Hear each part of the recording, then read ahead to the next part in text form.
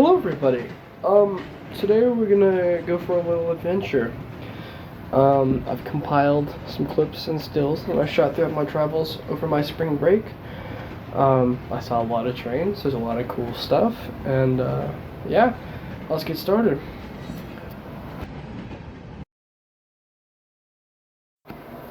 A few months ago, I was looking around on some websites and some forums and some Facebook groups on good places to rail fan in my area, because I'm a little bit tired of the Emporia being the best spot I could come up with. So I did a little bit of research and I found a little place in Oklahoma called Veneta.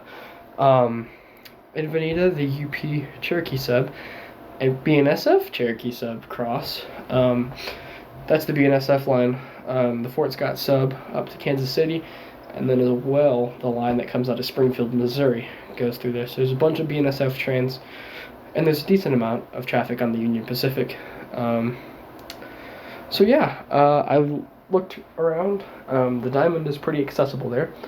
In fact, there's a woodshed gas station right next door to the Diamond, and that would provide us a parking spot and a safe public place to film the trains.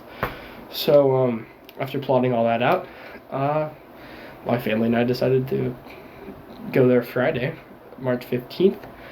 So on the morning of Friday, March 15th, we loaded up and headed south to Veneta. We started off the Veneta trip with a stop at the UP Coffeyville Yard on our way south. The yard crew was doing a little bit of switching, and they had this very neat Cedar Rapids and Iowa City Railway hopper. Supposedly it's the Crandick route. I did a little bit of research on them. They're a short line in Iowa. So that was really neat to see. And then there was, the standard power that had come in off the Fort Worth to Coffeyville train sitting over here on the power storage track. Since we had a schedule to keep and a place to go, we didn't hang around, and we continued south.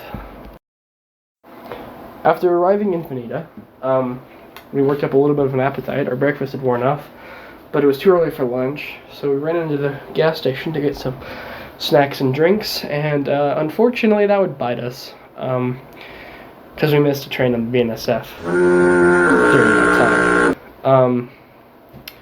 It was alright though. Now we had snacks and drinks, and we were ready for the stakeout to begin, and it wouldn't be long before a train showed up on the UP with a goodie on it. So yeah, I mean, it paid off.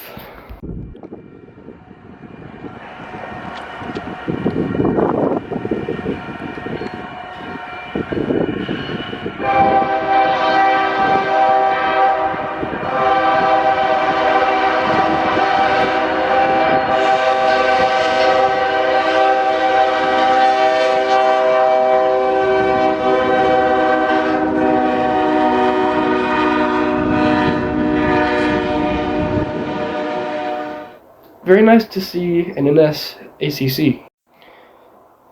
A very, very short time later, I had to be less than 10 minutes. I heard a horn, and I thought, oh, must be a distant BNSF train. I look out the car window, and it's right there. So I grab my camera, turn it on, hop out of the car, and start filming.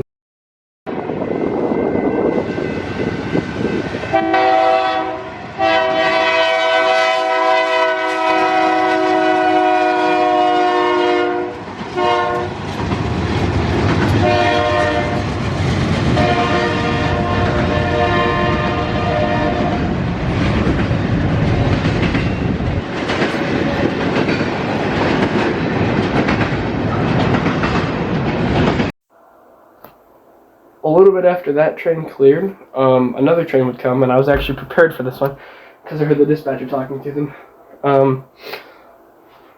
This would be another Q train, and it would be the last train we saw in Veneta. So yeah, here's that clip.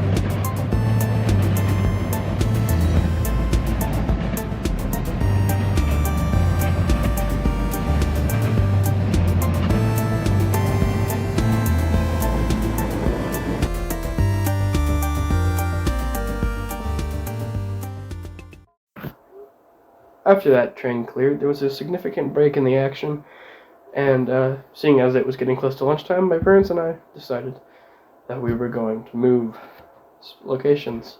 So we packed up and headed for Neosho, Missouri, catching up to both trains along the way.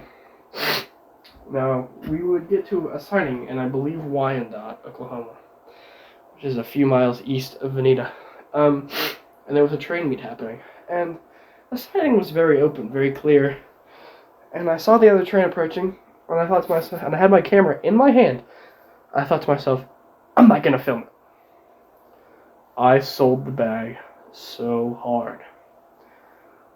The train I chose not to film was a welded rail train.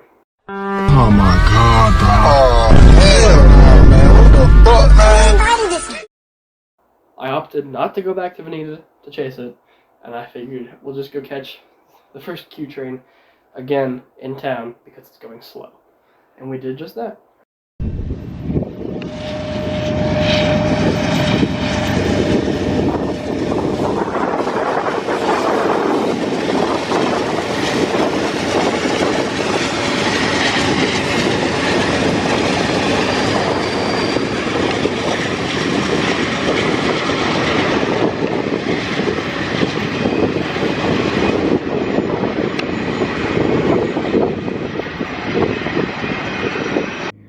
After catching the Q train again, we pushed on to Neosho.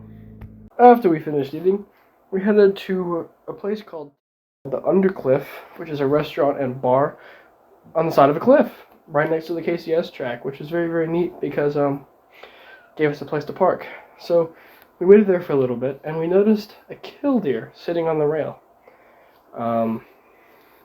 So, my parents started playing killdeer sounds to mess with them, which he started talking back. It was pretty fun. However, eventually he flew away. Since there were no signs of a train coming, we headed on for Pittsburgh.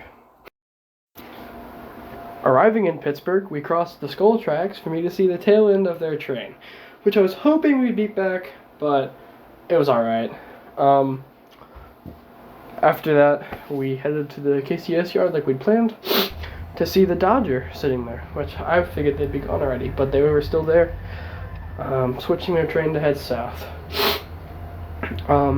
Here's some of the pictures, and maybe I'll put a clip in while I continue to yap.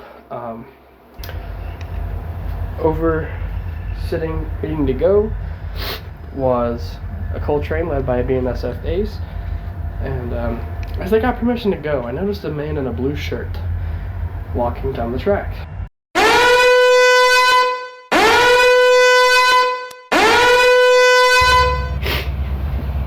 I don't know what this man was doing, but he was walking and kind of seemed completely unfazed by the approaching train. So, whatever. As the end of the coal train rolled around, I noticed a peculiarly looking locomotive. And it would turn out that it was a gray ghost. So, yeah, that was very, very neat and very cool to see that. And a great way to round out the day.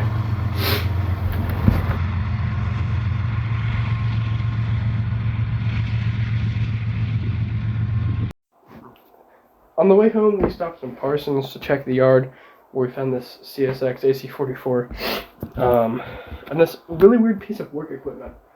I have no idea what this thing is. It was loaded up on a flat car and pretty obviously not an active service. But if anyone knows what that is, please tell me. I'd love to know. But yeah, with that, our trip was complete. We headed back home, and that was that.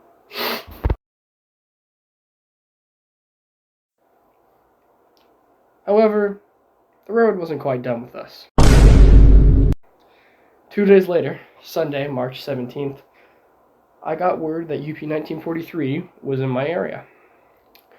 My dad and I heard a train, so we got in the truck, raced it up to Sycamore, and we got this shot of it.